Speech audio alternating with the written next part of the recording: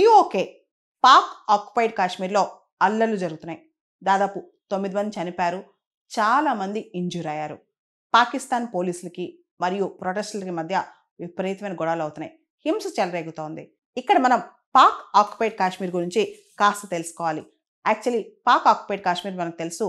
మనం చూస్తే కాశ్మీర్ మ్యాప్లో కొంత పాకిస్తాన్ ఆక్యుపేషన్లో ఉంది. మనం దాన్ని అగ్రీ చేయం.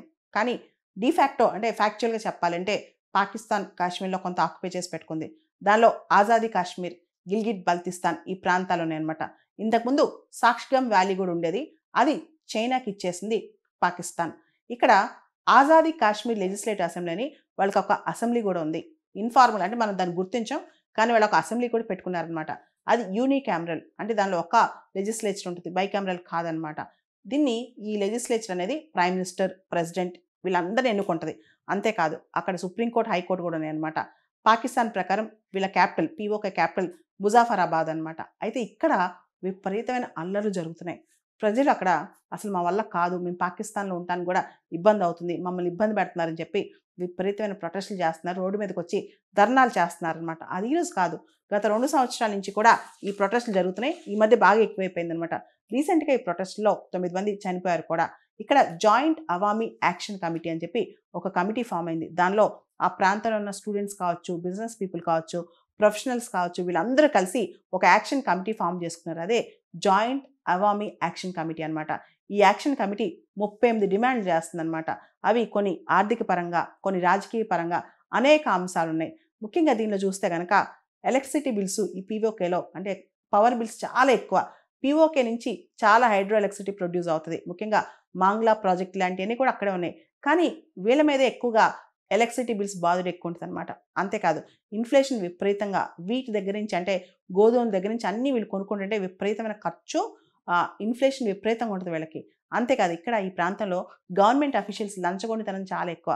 ఒక పక్క ప్రజలు అల్లాడుతుంటే ఆకలితో గవర్నమెంట్ అఫీషియల్స్, బ్యూరోక్రాట్స్ మాత్రం లగ్జరీలో ఉంటారు. ముఖ్యంగా గవర్నమెంట్ వెహికల్స్ కానీ, వాళ్ళు వాడే తీరు కానీ అవన్నీ చూసాక ప్రజలకు అక్కడ కడుపు మండిపోతూ ఉంటుంది అనమాట.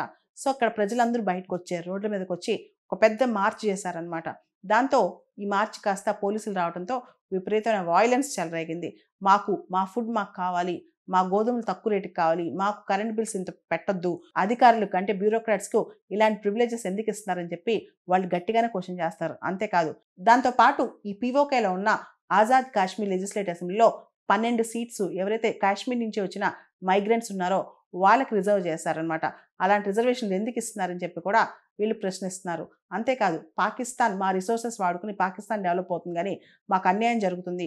మాకు ఒక పక్క భారతదేశం నుంచి అన్యాయం జరుగుతుంది, ఇంకో పక్క పాకిస్తాన్ నుంచి అన్యాయం జరుగుతుంది. ఇన్ఫ్యాక్ట్ చెప్పాలంటే హ్యూమన్ రైట్స్ వయలేషన్స్ విపరీతంగా జరుగుతున్నాయి అని చెప్పి అక్కడ ప్రజలు వాపోతున్నారనమాట. అవసరమైతే మమ్మల్ని భారతదేశంలో విలీనం చేయండి, కానీ మాకు ఈ కష్టాలు వద్దని చెప్పి కొంతమంది డైరెక్ట్గానే చెప్తున్నారనమాట.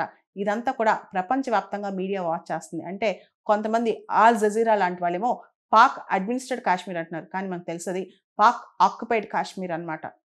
అసలు ఇక్కడ అంటే పాక్ ఆక్యుపైడ్ కాశ్మీర్లో ఉన్న ప్రజలకు ఏం కావాలి? Basic health, infrastructure, education, basic facilities కావాలి.